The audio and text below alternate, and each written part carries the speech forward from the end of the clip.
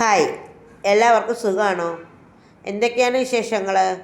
നമുക്ക് ഇപ്പോൾ ഏറ്റവും എടുത്തു പറയേണ്ട രണ്ട് പ്രശ്നങ്ങളും വിശേഷങ്ങളും ഉണ്ട് അല്ലേ?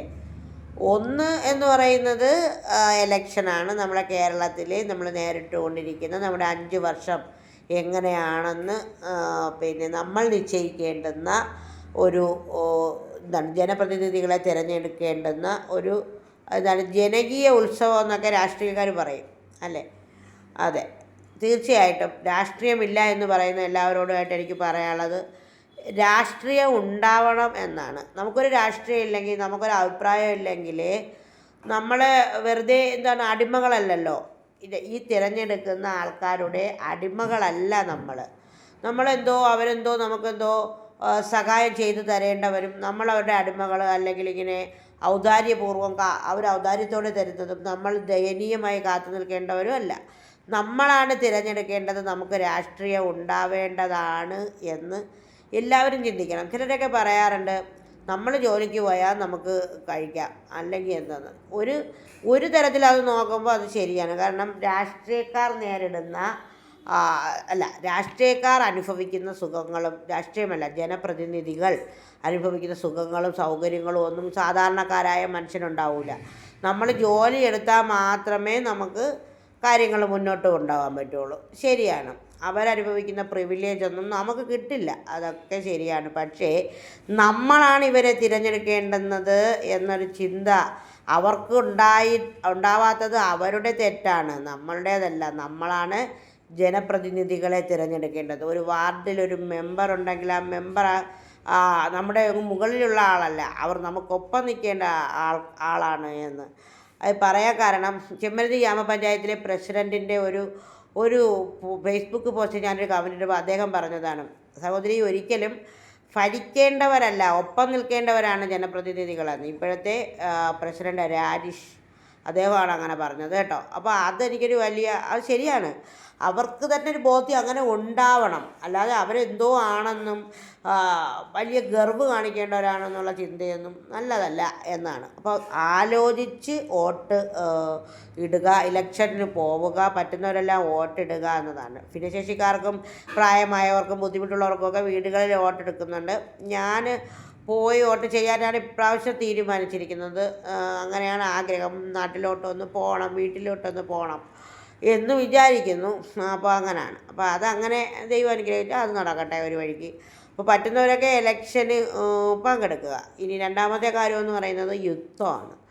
യുദ്ധം കൊണ്ട് നേരിടുന്ന പ്രശ്നങ്ങൾ നമ്മൾ ഈ ന്യൂസ് പറയുമ്പോൾ പറയും, മാപ്രകൾ കള്ളം പറയുന്നു, അവരെന്തെങ്കിലുമൊക്കെ ഉണ്ടാക്കുന്നു എന്നൊക്കെ നമ്മളിങ്ങനെ പറയും.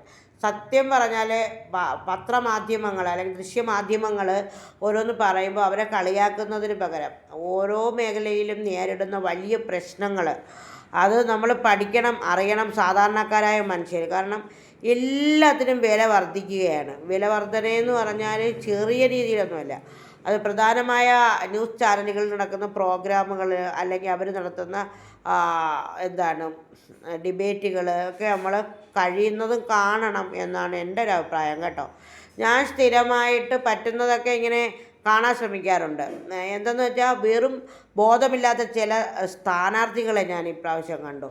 ഒന്നും അറിയത്തില്ല അവർക്ക്. അവർ എന്തെങ്കിലുമൊക്കെ കാണിച്ച് കുറച്ച് മേക്കപ്പൊക്കെ ഇട്ട് നടന്ന് അവരെ എന്തൊക്കെയോ പറയുന്നു. പിന്നെ ചിലരെ മുഖ്യമന്ത്രി ആരെന്ന് ചോദിക്കുമ്പോൾ പറയാൻ അറിയത്തില്ല, പ്രധാനമന്ത്രി ആരെന്ന് ചോദിക്കുമ്പോൾ പറയാൻ അറിയത്തില്ല. അങ്ങനെ ചിലർ അതൊക്കെ ഒരു നല്ലൊരു കാര്യമായിട്ട് കൊണ്ട് നടക്കുന്ന അതൊക്കെയാണ് കുറച്ച് ഇങ്ങനെ അടിച്ചു പൊളിച്ച് നടക്കാമെന്നൊക്കെ ചിന്തിക്കുന്നവർ. ഇവരൊക്കെ ഏത് ലോകത്താണെന്നൊന്നും എനിക്കറിയില്ല. അപ്പോൾ യുദ്ധത്തിൻ്റെ കെടുതികളെന്ന് പറഞ്ഞാൽ മറ്റ് രാജ്യങ്ങൾ വലുതായിട്ട് അനുഭവിക്കുന്നുണ്ട്. പ്രവാസികൾക്ക് എല്ലാത്തിനും വില വർധനയാണ്. ഇന്നലെ തന്നെ ഞാൻ ചില കമൻസുകൾ കണ്ടതാണ്. 1 കിലോ തക്കാളി 300 രൂപയാണ്. ദുബായിലോ സൗദിയിലോ ആണെന്ന് തോന്നുന്നു, ഇങ്ങനെ എഴുതിയേക്കുന്നുണ്ട്. അതേപോലെ പ്രവാസികൾ അനുഭവിക്കുന്ന വലിയ വിഷമങ്ങൾ നമുക്കറിയത്തില്ല. അവർ സത്യം പറഞ്ഞാൽ പണ്ടൊക്കെ പറയുമായിരുന്നു പച്ചവെള്ളം കോരി കുടിച്ചിട്ടാണ് നാട്ടിലോട്ട് പൈസ അയക്കുന്നതെന്ന്. ഇപ്പോൾ അങ്ങനത്തെ ഒരു സ്ഥിതിയാണെന്നാണ് തോന്നുന്നത് കേട്ടോ. അവിടെ ഭയങ്കരമായിട്ട് പ്രതിസന്ധിയാണ്. അതിൽ ഈ കേരളം നന്നായിട്ട് പ്രതിസന്ധിയിലേക്ക് പോവുകയാണ്. ഇപ്പം നിങ്ങൾക്കത് മനസ്സിലാവില്ല, ഇലക്ഷൻ കഴിയുമ്പോഴാണ് സാധാരണ ഒരു മനുഷ്യനും മനസ്സിലാവുന്നത് കേട്ടോ. അപ്പോൾ ഇവിടെ ഞാൻ ഉണ്ടാക്കിക്കൊണ്ടിരിക്കുന്നത് ചിക്കൻ പെരട്ടാണ്. അപ്പം ഞാൻ ചിക്കൻ പെരട്ടൊക്കെ ഉണ്ടാക്കുമ്പോൾ വീഡിയോ ഒന്നും എടുക്കണ്ടല്ലോ. അപ്പോൾ അതുകൊണ്ടാണ് ചിക്കൻ പെരട്ട് ഉണ്ടാക്കിയപ്പോൾ വീഡിയോ എടുക്കാൻ. സ്ഥിരം നമ്മൾ ഉണ്ടാക്കിയതാണ്. പിന്നെ ഗ്യാസിൻ്റെ പേടിച്ചാണ് ഗ്യാസ് ഉപയോഗിക്കുന്നത് കേട്ടോ. അപ്പോൾ ഗ്യാസ് കണക്ഷൻ ഒരാൾക്ക് മാത്രമേ ഉള്ളൂ. അപ്പോൾ നമുക്ക് അത്രയും പോരാ. അപ്പോൾ രണ്ട് ഗാർഹികാവശ്യത്തിനും വാണിജ്യാവശ്യത്തിനുമുള്ള ഗ്യാസ് വേണം. അപ്പോൾ വാണിജ്യാവശ്യത്തിനുള്ള ഗ്യാസ് എന്ന് വെച്ചാൽ അത് കൂട്ടിക്കൊണ്ടിരിക്കുകയാണ്. അപ്പോൾ ചെറിയൊരു സംരംഭകർ, അല്ലെങ്കിൽ ചെറിയ സംരംഭകർ എന്ന് പറയാൻ പറ്റില്ല, സംരംഭകർ, ഹോട്ടൽ രംഗത്തൊക്കെ പാചകമൊക്കെ ചെയ്യുന്ന ഗ്യാസ് ആവശ്യം വരുന്ന സംരംഭകരൊക്കെ പൊറുതി മുട്ടിയിരിക്കുകയാണ്. അപ്പോൾ യുദ്ധത്തിൻ്റെ എല്ലാ തരത്തിലുള്ള കെടുതിയും നമ്മൾ അനുഭവിച്ച് തുടങ്ങിയിട്ടുണ്ട്. ഇനി ഇത് എത്ര നാൾ നിൽക്കുമെന്നാണ് നിങ്ങൾ കരുതുന്നത്? അപ്പോൾ അത് വലിയ ഭീകരാവസ്ഥയിലേക്കാണ് പോകുന്നത്. അപ്പോൾ ചിക്കൻ പെരട്ട് എടുത്തിട്ടുണ്ട്. ചിക്കൻ പെരട്ട് എടുത്തു. കപ്പ പുഴുങ്ങി, നമ്മളെ കിഴങ്ങ്, മരക്കിഴങ്ങെന്ന് പറയും, മരച്ചീനി പുഴുങ്ങി നമ്മളിതേ എടുത്തിട്ടുണ്ട് കേട്ടോ. അപ്പോൾ കാക്കച്ച് കഴിക്കുന്നതാണ്. അപ്പോൾ ആ പ്രകാശം അടിക്കുന്നത് കൊണ്ടാണ് അതിങ്ങനെ മങ്ങിപ്പോകുന്നത് കേട്ടോ. നല്ല സൂപ്പർ ചിക്കൻ പെരട്ടായിരുന്നു. ഇതേപോലെ നിങ്ങൾ ചിക്കൻ പെരട്ട് ഉണ്ടാക്കി നോക്കണം കേട്ടോ. ഉണ്ടാക്കിയിട്ട് നിങ്ങൾ അഭിപ്രായങ്ങൾ പറയണം. കണ്ടല്ലോ, നമ്മൾ ചേർക്കുന്ന മസാലകളും എല്ലാം തന്നെയാണ് ചേർത്തത്. ഗരം മസാലയും കുരുമുളക് പൊടിയും ഒക്കെയാണ് നമ്മൾ ഇതിൽ പിന്നെ ആഡ് ചെയ്തത്. പിന്നെ മല്ലിയില ഞാൻ ഇട്ടിരുന്നു. മല്ലിയില ഞാൻ ഇട്ടത് പിന്നെ കാണിക്കാൻ പറ്റിയില്ലായിരുന്നേ. അപ്പോഴും ഞാനൊരു ന്യൂസിൻ്റെ പിറകെ പോയി, അതുകൊണ്ടാണ് കേട്ടോ. ഇപ്പോൾ കട്ടൻ കാപ്പി പൊളി.